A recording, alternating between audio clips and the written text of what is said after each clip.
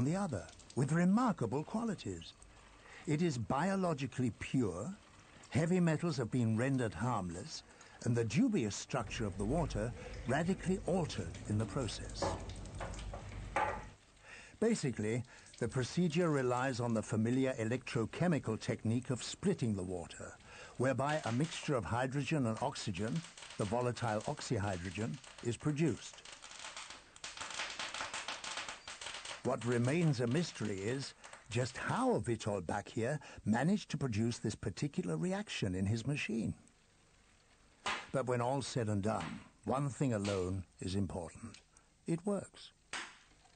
Within last 5 years, we produced approximately 25,000 sterile devices for Russian hospitals. In any hospitals in Russia, you can find our sterile devices, our water purification systems, for getting washing, disinfection, and sterilizing solutions, ecologically pure washing, disinfection, and sterilizing solutions.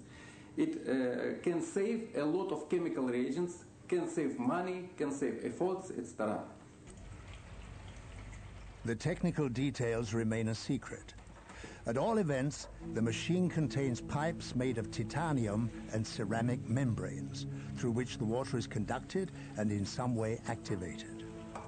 What happens to normal Moscow tap water in a matter of seconds is illustrated here by a test involving a few drops of ink. On the left, plain tap water. On the right, Bachir's altered activated water. While, as might be expected, the ink colors the tap water, the activated water swallows it up completely. Much of what happens here beggars scientific explanation.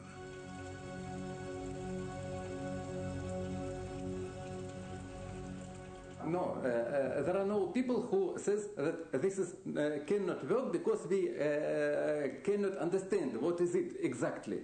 There are no, because we have effect. We have, for example, we use these solutions for health. And we have a lot of studies and scientific reports which gives us answer that this solution is non-toxic and it's work. But why? This is question for anybody, for big scientists.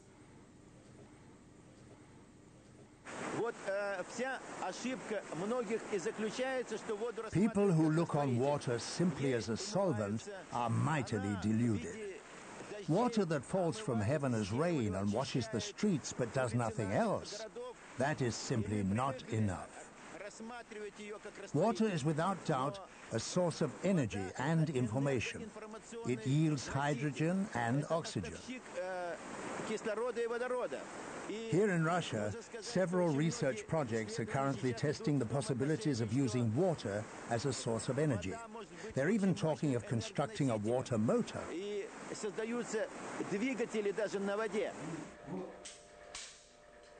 A Moscow Research Institute and a further experiment in causing water to do things that are not quite in keeping with the laws of physics. One is attempting to expose oil-polluted water to a beam of shortwave light and, with the help of the induced energy, separate the oil from the water in the proverbial twinkling of an eye. The method, as one will clearly see, is not quite ready for serial production. First the water, then add a couple of drops of old oil,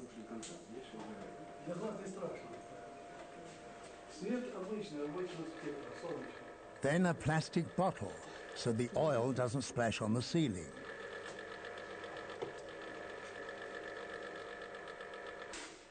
It does work, even if a little uncontrolled.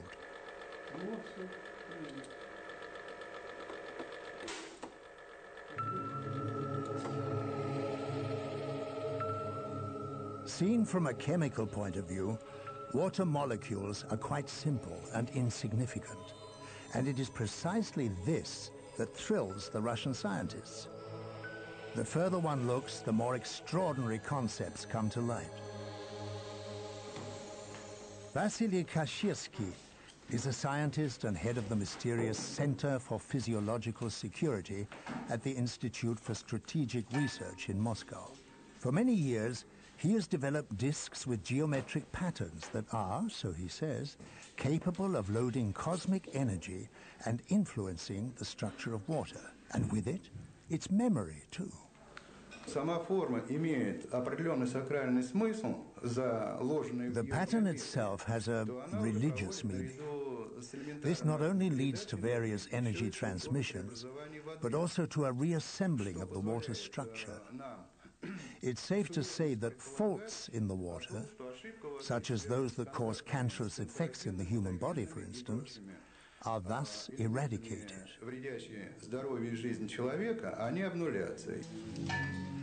Most physicists would be astounded by this. Nevertheless, it is possible to measure this phenomenon.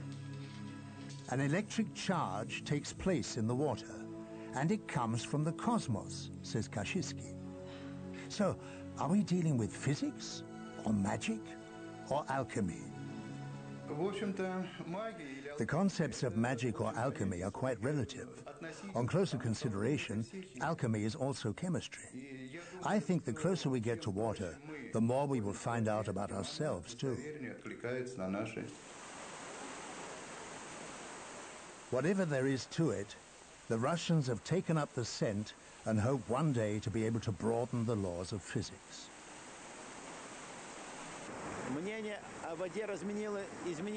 My views on water have changed radically, and I'm certain that everyone else will change theirs also in the very near future.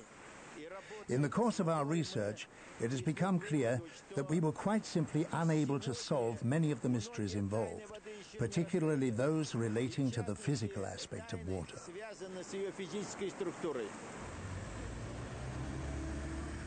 Magic and science.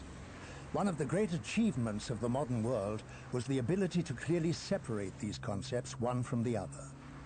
The Tribunal for Arbitrating Disputes is now based in London, in the editorial offices of the magazine Nature, the High Court of Natural Sciences. What Nature publishes is deemed recognized, and he who is quoted in Nature is earmarked for a brilliant career. He who is rejected, however, or exposed by Editor-in-Chief Philip Campbell and his jury, might just as well say goodbye to the title of scientist. The memory of water and cosmic energy are taboo in these hallowed rooms. Verdicts are reached soberly and without emotion.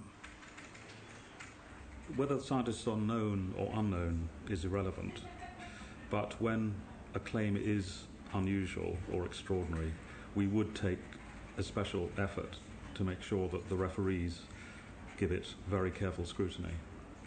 And sometimes the referees have said the only way we can judge this result is for us or somebody else also to do the experiment before you decide whether to publish it. And on occasion, that recently that did happen. The referees suggested to us that we should do that, and we offered to do that with the authors, and they refused. So we didn't publish the paper. But even nature can be wrong.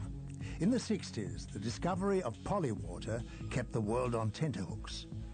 A Soviet physicist discovered that in tubes partly filled with water, another new fluid would accumulate in a matter of days. Nature duly published the news. This new water was denser and tougher than normal water and froze only at -30 degrees centigrade, on top of which it appeared to possess a kind of memory. A worldwide polywater hysteria broke out. A year later, the dream was at an end. The water miracle was due to nothing but pollution, which no one had noticed until then. Altogether, 400 researchers had been led up the garden path. Could anything like it ever happen again?